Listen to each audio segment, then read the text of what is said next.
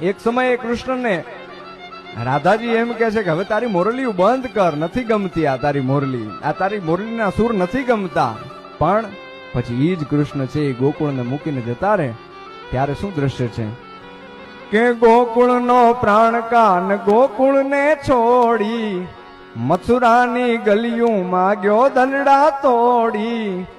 એ જ સુની આ ગલીયું માં ખાલી પો ખટકે અને મોરલીના સુર સુણવા મન જોને ભટકે. ગોપીઓના કાન હવે નંદજીના લાલ તને માતા જશોદા કરે છે પોકાર.